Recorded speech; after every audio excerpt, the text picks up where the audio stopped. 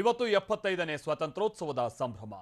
ಕಾಶ್ಮೀರದಿಂದ ಕನ್ಯಾಕುಮಾರಿಯವರೆಗೂ ಸಂಭ್ರಮದಿಂದ ಸ್ವಾತಂತ್ರ್ಯ ದಿನಾಚರಣೆಯನ್ನು ಇಂದು ಆಚರಿಸಲಾಯಿತು. ಕೆಂಪುಕೋಟೆಯಲ್ಲಿ ಪ್ರಧಾನಿ ಮೋದಿ ತಿರಂಗವನ್ನ ಹಾರಿಸಿದರೆ, ಇತ್ತ ರಾಜ್ಯ ರಾಜಧಾನಿಯಲ್ಲಿ ಸಿಎಂ ಬೊಮ್ಮಾಯಿ ಧ್ವಜಾರೋಹಣವನ್ನ ಮಾಡಿದ್ರು. ಸ್ವಾತಂತ್ರ್ಯೋತ್ಸವದ ಝಲಕ್ ಇಲ್ಲಿದೆ ನೋಡಿ.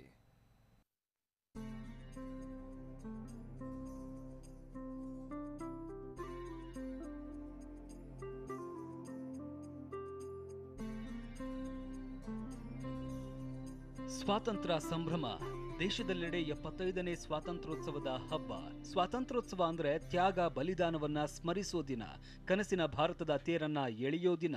ಡೆಡ್ಲಿ ವೈರಸ್ 3ನೇ ಅಲೆ ಭೀತಿ ನಡುವೆನೂ ಇಂದು 75ನೇ ಸ್ವಾತಂತ್ರ್ಯ ದಿನವನ್ನ ದೇಶದಾದ್ಯಂತ ಸಂಭ್ರಮದಿಂದ ಆಚರಿಸಲಾಗಿದೆ. ಕಹಿ ನೆನಪುಗಳ ಮಧ್ಯೆ, ಎದುರಾಗಿರುವ ಬೆಟ್ಟದಷ್ಟು ಸವಾಲುಗಳ ಮಧ್ಯೆ ಸ್ವಾತಂತ್ರ್ಯೋತ್ಸವವನ್ನ ಸಂಭ್ರಮಿಸಲಾಯಿತು.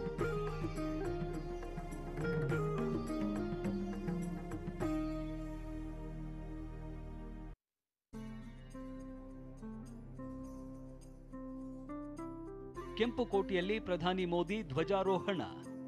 ಇಂದು ಬೆಳಗ್ಗೆ ಪ್ರಧಾನಿ ಮೋದಿ ಮೊದಲಿಗೆ ಕೆಂಪುಕೋಟೆಯಲ್ಲಿ ಗೌರವ ವಂದನೆ ಸ್ವೀಕರಿಸಿದ್ರು. ಬಳಿಕ ಧ್ವಜಾರೋಹಣ ನೆರವೇರಿಸಿದ್ರು. ಧ್ವಜಾರೋಹಣ ಮಾಡಿ ದೇಶವನ್ನ ಉದ್ದೇಶಿಸಿ ಮಾತನಾಡಿದ ಪ್ರಧಾನಿ ತಮ್ಮ ಸರ್ಕಾರದ ಸಾಧನೆ, ಮುಂದಿನ ಗುರಿ, ಕೆಲ ಮಹತ್ವದ ಯೋಜನೆಗಳ ಬಗ್ಗೆನೂ ಮಾತನಾಡಿದ್ರು.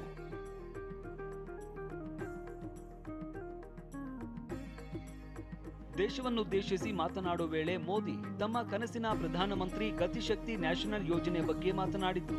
100 ಲಕ್ಷ ಕೋಟಿ ಯೋಜನೆ ಮೂಲಕ ಉದ್ಯೋಗಾವಕಾಶ ಸೃಷ್ಟಿಸುವ ಪ್ಲಾನ್ ತೆರೆದಿಟ್ರು. ಅಷ್ಟೇ ಅಲ್ಲ, ಭಾರತವನ್ನ ಹೈಡ್ರೋಜನ್ ರಫ್ತು ಮಾಡುವ ಹಬ್ ಮಾಡಬೇಕು ಎಂದು ನ್ಯಾಷನಲ್ ಹೈಡ್ರೋಜನ್ ಮಿಷನ್ ಘೋಷಿಸಿದ್ರು.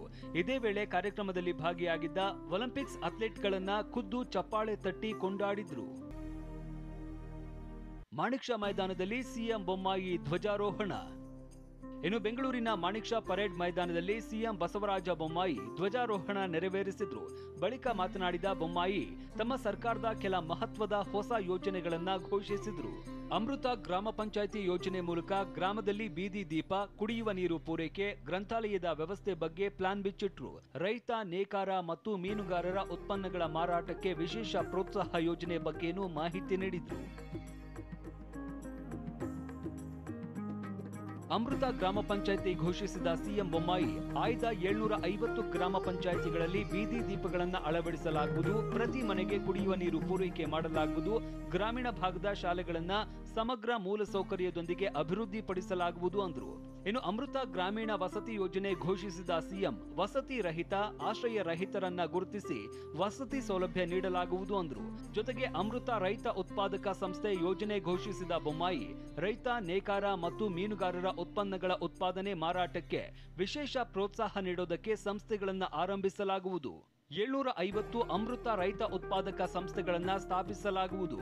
ಇದಕ್ಕಾಗಿ 225 ಕೋಟಿ ರೂಪಾಯಿ ಅನುದಾನ ನೀಡಲಾಗುವುದು ಅಂದ್ರು.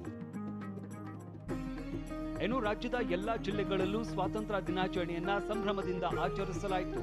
ಅತ್ತ ಗಡಿಯಲ್ಲೂ ಸೈನಿಕರು ತ್ರಿವರ್ಣ ಧ್ವಜ ಹಿಡಿದು ಸಿಹಿ ಹಂಚಿ ಸಂಭ್ರಮಿಸಿದ್ರು. ಭೂಸೇನೆ, ವಾಯುಸೇನೆ, ನೌಕಾಪಡೆ ಸಿಬ್ಬಂದಿ ಸ್ವಾತಂತ್ರ್ಯ ದಿನಾಚರಣೆಯಲ್ಲಿ ಭಾಗಿಯಾಗಿದ್ರು. ಕಾಶ್ಮೀರದಿಂದ ಕನ್ಯಾಕುಮಾರಿಯವರೆಗೂ ಸ್ವಾತಂತ್ರ್ಯದ ಸಂಭ್ರಮ ಮನೆ ಮಾಡಿತ್ತು. Bureau report, TV9.